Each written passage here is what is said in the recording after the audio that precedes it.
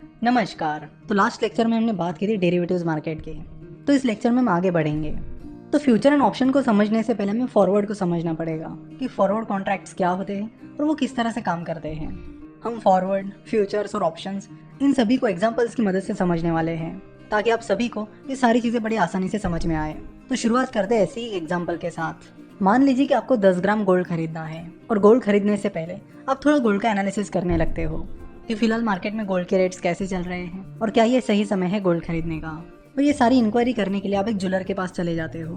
उस ज्वेलर से आप गोल्ड के बारे में बात करते हो कि फ्यूचर में गोल्ड के रेट्स क्या हो सकते हैं। तो बातों बातों में ही वो ज्वेलर आपसे पूछ लेता है कि आपको गोल्ड कब खरीदना है। तो आप बताते हो कि मुझे 2 महीने बाद गोल्ड खरीदना है। साथ ही आप उस ज्वेलर को यह भी बताते हो कि मुझे ये डर है कि 2 महीने बाद कहीं गोल्ड के रेट्स और ना बढ़ जाए। तो बेसिकली आपको ये लगता है कि पिछले कुछ टाइम में गोल्ड के रेट्स काफ़ी बढ़े हैं और इसीलिए आपको ये डर है कि इन 2 महीनों में गोल्ड के रेट ज़्यादा ही ना बढ़ जाए। आपकी ये बातें सुनकर वो ज्वेलर सोचने लगता है क्योंकि उस ज्वेलर को मन ही मन में ऐसा लगता है कि गोल्ड के रेट्स आने वाले टाइम में गिर सकते हैं। तो यहाँ पर आपको लगता है कि गोल्ड के रेट्स ऊपर जा सकते हैं, वही उस ज्वेलर को लगता है कि गोल्ड के रेट्स नीचे जा सकते हैं। और इसी बात पर अपनी अपनी रिस्क लिमिट करने के लिए वो ज्वेलर आपसे पूछता है कि क्या आप हमारे साथ एक फॉरवर्ड कॉन्ट्रैक्ट करोगे। और फॉरवर्ड कॉन्ट्रैक्ट की आपको जानकारी नहीं होती है, इसलिए आप उस ज्वेलर से पूछते हो कि फॉरवर्ड कॉन्ट्रैक्ट क्या होता है। जिसके बाद वो ज्वेलर आपको बताता है कि फॉरवर्ड कॉन्ट्रैक्ट एक ऐसा कॉन्ट्रैक्ट होता है जिसमें हम फ्यूचर डेट की ट्रांजैक्शन के लिए करार करते हैं। जिस पर वो ज्वेलर आपको समझाता है कि देखो, आपको लगता है कि गोल्ड की प्राइसेस बढ़ जाएगी, वही मुझे लगता है कि गोल्ड की प्राइसेस कम हो जाएगी। तो क्यों ना हम एक फॉरवर्ड कॉन्ट्रैक्ट करें जिसके प्राइस हम फिलहाल जितनी प्राइस है उतनी ही रखते हैं, यानी 40,000 रुपये रखते हैं। तो 2 महीने बाद आप मुझे 40,000 रुपये पे करिए और मैं आपको 10 ग्राम गोल्ड दे दूंगा। फिर चाहे रेट्स कुछ भी हो, चाहे ज़्यादा हो या कम हो। तो ये फॉरवर्ड कॉन्ट्रैक्ट सुनकर आपको भी अच्छा लगता है कि हाँ, मुझे तो यही डर था कि ये रेट 40,000 के ऊपर ना चले जाए। अब इस फॉरवर्ड कॉन्ट्रैक्ट की प्राइस ही 40,000 रुपये है, तो ये मेरे लिए काफ़ी अच्छी बात है कि मुझे 2 महीने बाद भी 10 ग्राम गोल्ड 40,000 रुपये में मिल जाएगा।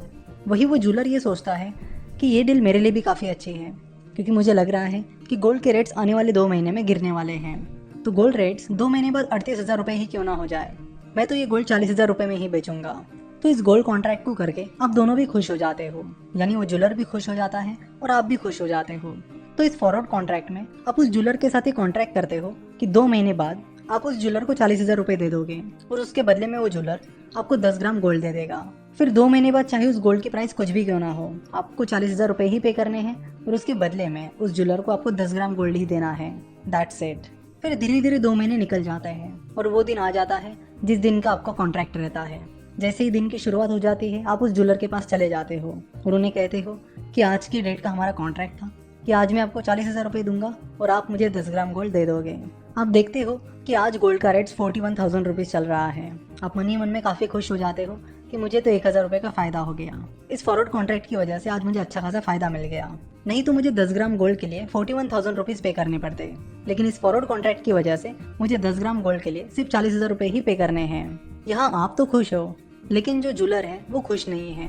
उसने देखा कि मुझे तो 1,000 रुपये ज़्यादा पे करने पड़ रहे हैं। 41,000 रुपीज़ का रेट चल रहा है, लेकिन उसके बावजूद भी इस फॉरवर्ड कॉन्ट्रैक्ट की वजह से मुझे 10 ग्राम गोल्ड आज 40,000 रुपये की रेट पर बेचना पड़ रहा है। और ये सोचकर वो मन ही मन में दुखी हो जाता है। अब ऑब्वियस सी बात है कि आपके दिमाग में भी यही सवाल आया होगा कि अगर वो ज्वेलर आपको बोलता है कि नहीं, मैं तुम्हें 40,000 के रेट में ये गोल्ड नहीं दूंगा, तो आप क्या करोगे। इसमें दोनों भी सिनेरियो है। एक में वो ज्वेलर चुपचाप आपको बोलेगा कि हाँ, हमारा कॉन्ट्रैक्ट था, ये लो 10 ग्राम गोल्ड और 40,000 रुपये मुझे दे दो। वो 1,000 रुपये का लॉस अपने ऊपर ले लेगा। लेकिन यहाँ पर एक और सिनेरियो भी हो सकता है कि ज्वेलर आपको मना कर देगा कि नहीं, 40,000 पे मैं 10 ग्राम गोल्ड आपको नहीं दूंगा। हमारा कॉन्ट्रैक्ट था तो वो कॉन्ट्रैक्ट था, लेकिन मैं उसे नहीं मानता। यानी वो ज्वेलर ऐसे टाइम पर पलट भी सकता है क्योंकि उसे लॉस हो रहा है। तो अगर ऐसी केस में वो ज्वेलर आपका कॉन्ट्रैक्ट पूरा करने से मना कर देता है और आपको 40,000 रुपये पर 10 ग्राम गोल्ड देने से मना कर देता है, तो आपके सामने तो कुछ बेसिक ऑप्शंस यही है कि पहले तो उस ज्वेलर को समझाओ कि देखो, हमने ये कॉन्ट्रैक्ट किया था और इस कॉन्ट्रैक्ट के तहत तुम्हें मुझे 40,000 रुपये में 10 ग्राम गोल्ड देना होगा। कॉन्ट्रैक्ट के दिन तुमने हाँ बोला था, मैंने हाँ बोला था और इसी के चलते हमने ये कॉन्ट्रैक्ट किया था। लेकिन इतना सब कुछ समझाने के बावजूद भी अगर वो ज्वेलर नहीं मानता है, तो फिर आप बोलोगे कि चलो मैं पुलिस कंप्लेंट फाइल करता हूँ। तो अगर पुलिस कंप्लेंट आप फाइल करते हो तो उसके लिए आपको दिखाना होगा कि आपने जो कॉन्ट्रैक्ट किया है वो लीगल कॉन्ट्रैक्ट था या नहीं। अगर आपने लीगलाइज तरीके से वो कॉन्ट्रैक्ट किया है तो फिर पुलिस उसे मानेगी और उसके हिसाब से कार्रवाई भी करेगी। लेकिन कोर्ट में फिर लंबे टाइम तक उसका सिलसिला चलता रहेगा और पता नहीं कब रिजल्ट आएगा और उसका फ़ायदा भी आपको सही में मिलेगा या नहीं। और अगर आपने जो फॉरवर्ड कॉन्ट्रैक्ट किया है वो लीगलाइज तरीके से नहीं किया है यानी बॉन्ड पेपर पर या लीगलाइज तरीके से नहीं किया है तो वो लीगली स्टैंड नहीं करेगा और आप कंप्लेंट भी फाइल नहीं कर पाओगे, जिसके चलते आपको उस कॉन्ट्रैक्ट का कुछ भी फायदा नहीं हुआ। जबकि ये डील आपके साइड में अच्छी साबित हुई थी, उसके बावजूद भी आपके उस प्रॉफिट पर पानी फेर जाएगा। तो आप सोचोगे कि यार ये तो बहुत बड़ा प्रॉब्लम है, तो फिर फॉरवर्ड कॉन्ट्रैक्ट करिए क्यों। फॉरवर्ड कॉन्ट्रैक्ट में तो कभी भी सामने वाली पार्टी डिफॉल्ट कर सकती है, यानी कॉन्ट्रैक्ट पूरा करने से मना कर सकती है। तो ऐसे केस में क्या हो सकता है, तो इसका ही सोल्यूशन है फ्यूचर्स मार्केट। तो यहाँ जो डिफॉल्ट का प्रॉब्लम था वो फ्यूचर्स में सॉल्व हो गया है। कैसे, इसे हम अगले पार्ट में देखेंगे। तो आशा करता हूँ कि आपको इस एग्जांपल की मदद से फॉरवर्ड कॉन्ट्रैक्ट समझ में आया होगा।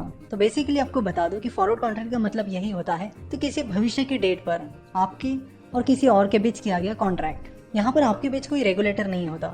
जैसे कि आप शेयर मार्केट में शेयर्स में इन्वेस्ट करते हो तो आपके बीच एक रेगुलेटर होता है, स्टॉक एक्सचेंजेस होते हैं। तो स्टॉक एक्सचेंजेस कई सारी चीज़ों का ध्यान रखते हैं, वो ये भी ध्यान रखते हैं कि चीज़ें डिफॉल्ट ना हो। लेकिन जब आप फॉरवर्ड कॉन्ट्रैक्ट करते हो तो आपके बीच कोई नहीं होता है, ये डील सीधे आपके और सामने वाली पार्टी के बीच होती है। तो अगर कोई पार्टी डिफॉल्ट करती है तो उसका नुकसान आपको भुगतना होता है। अगर सिंपल भाषा में बात की जाए तो फॉरवर्ड कॉन्ट्रैक्ट्स में डिफॉल्ट रिस्क रहता है, और ये डिफॉल्ट रिस्क ऑब्वियसली कोई भी इन्वेस्टमेंट हो या कोई भी कॉन्ट्रैक्ट हो उसमें बहुत इंपॉर्टेंट होती है, और इस प्रॉब्लम को फ्यूचर्स ने सॉल्व कर दिया है। तो नेक्स्ट पार्ट में हम फ्यूचर्स को ऐसे एक इंटरेस्टिंग एग्जाम्पल के साथ समझेंगे। आशा करता हूँ कि आपको ये वीडियो पसंद आई होगी। वीडियो देखने के लिए और इस कोर्स को सब्सक्राइब करने के लिए आपका बहुत बहुत धन्यवाद।